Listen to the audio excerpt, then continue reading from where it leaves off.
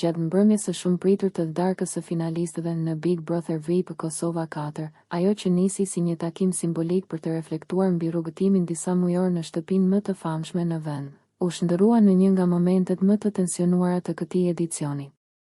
Në dritat e studios dhe përballë kamerave, emocionet e grumbulluara gjatë gjithë eksperiencës shpërthyen papritur, duke nxjerrë në pa plagë të pashëruara dhe dyshime të mbetura pezull. Teksa finalistët po diskutonin mbi raportet e tyre dhe dinamikat që kishin ndërtuar gjatë lojës, Eliona mori fjalën me një ton të vendosur, por dukshëm e prekur emocionalisht.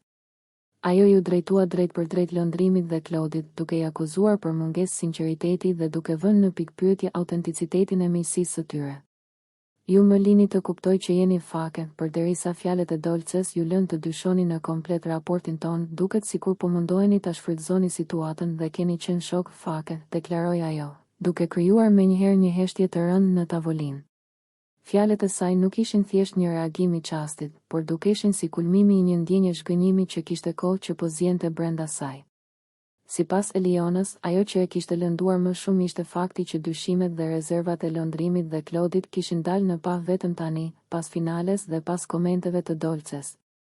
Në sytë e saj, kjo dukej si një lëvizje e vonuar dhe e dyshim, sikur gjithçka ishte mbajtur e fshehtë për arsye strategjike brenda lojës.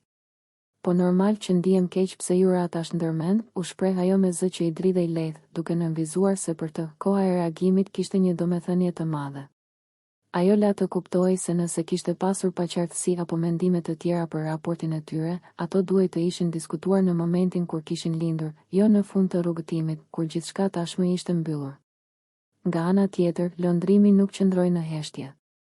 Ai ndërhyri duke u përpjekur ta paraqesë situatën si një proces reflektimi personal dhe jo si një akt falsiteti. Fake ti mund t'i quash dy persona që fillojnë të shikojnë veten dhe qëllimin për të cilin kanë ardhur, tha ai, duke sugjeruar se në një lojë si kjo, çdo banor ka momente vetanalize dhe rivlerësimi të marrëdhënieve. Megjithatë, kjo deklaratë nuk e qetësoi situatën.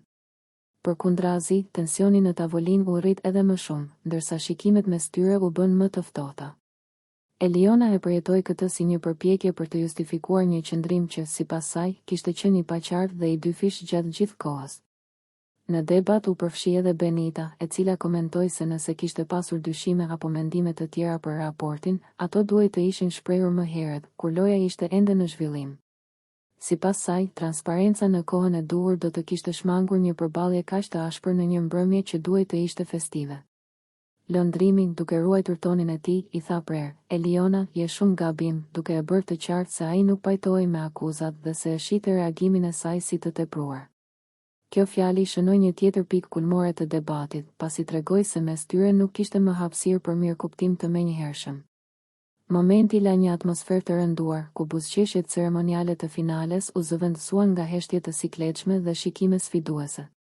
Publiku, i cili kishte ndjekur me interes çdo zhvillim brenda shtëpisë, u përball me një tjetër dëshmi se raportet e ndërtuara në kushte izolimi dhe presionit të vazhdueshëm shpesh mbartin tensione të fshehura.